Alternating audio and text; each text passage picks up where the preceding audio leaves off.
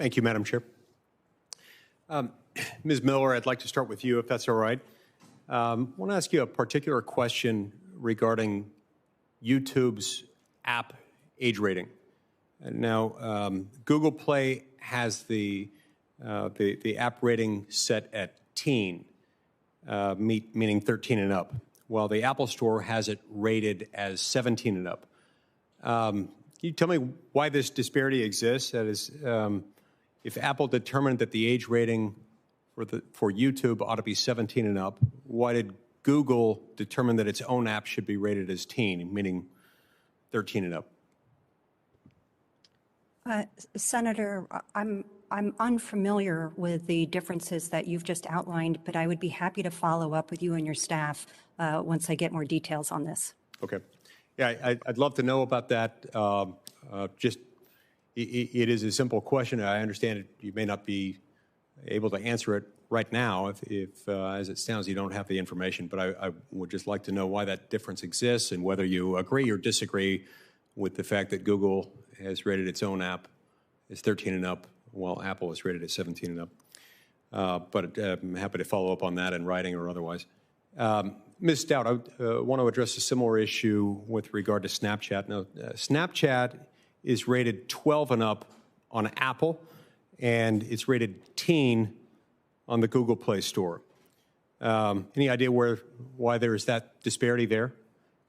Senator, that's a very good question, and I for some reason I've heard somewhere the reason why Apple lists at 12 and up. It's an app that's intended for a teen audience. Right. And why is there a disparity between the age rating and the content that's available on that platform?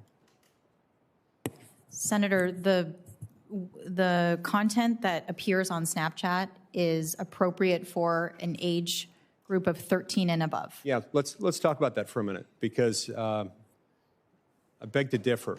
In anticipation of this discussion and this hearing, I had my staff create a Snapchat account for a 13-year-old, for a 15-year-old child. Now, they didn't select any content preferences for the account. They simply entered a name, a birth year, and an email address. And then when they opened the Discover page on Snapchat with its default settings, they were immediately bombarded with content that I can most politely describe as wildly inappropriate for a child, including recommendations for, among other things, an invite to play an online sexualized video game that's marketed itself to people who are 18 and up, tips on, quote, why you shouldn't go to bars alone, notices for video games that are rated for ages 17 and up, and articles about porn stars. Now, let me remind you that this inappropriate content that has by default been recommended for a 15-year-old child is something that was sent to them by an app just using the default settings. So I respectfully but very strongly beg to differ on your characterization that the content is in fact suitable for children 13 and up, as you say. Now, according to your own website, the Discover is a list of recommended stories. So how and why does Snapchat choose these inappropriate stories to recommend to children? How does that happen? How would that happen? So, Senator, allow me to explain a little bit about Discover. Discover really is a closed content platform. And yes, indeed, we do select and hand select partners that we work with.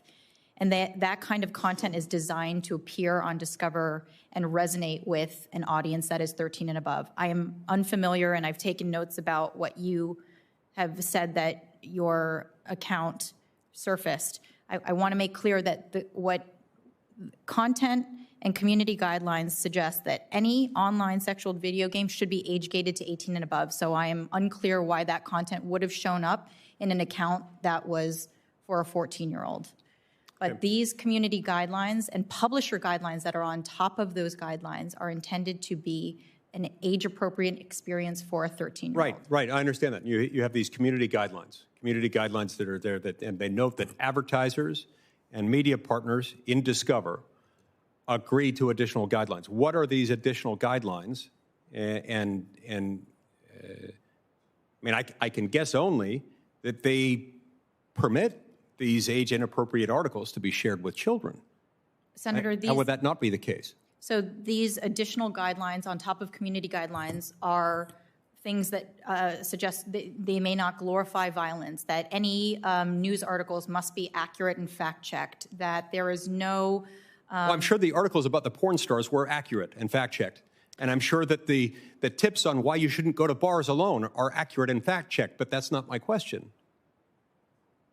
This is about whether it's appropriate for children ages 13 and up, as you've certified. Absolutely. And Senator, I think this is an area where we're constantly evolving. And if there are any instances where these publishers are surfacing content to an age cohort that is inappropriate, then they will be removed from our platform. Okay, so you review them? What kind of oversight do you conduct on this? And what? We use a variety of human review as well as automated review, and so I would very much be interested in talking to you and your staff about what kind of content this was, because if it violates our guidelines, that kind of content would come down. And just, Senator, one last thing. While I would agree with you, tastes vary when it comes to the kind of content that is promoted on Discover. There is no content there that is illegal. There is no content there that is hurtful. I mean, it really is intended to be a closed ecosystem where we have better control over the type of content that surfaces.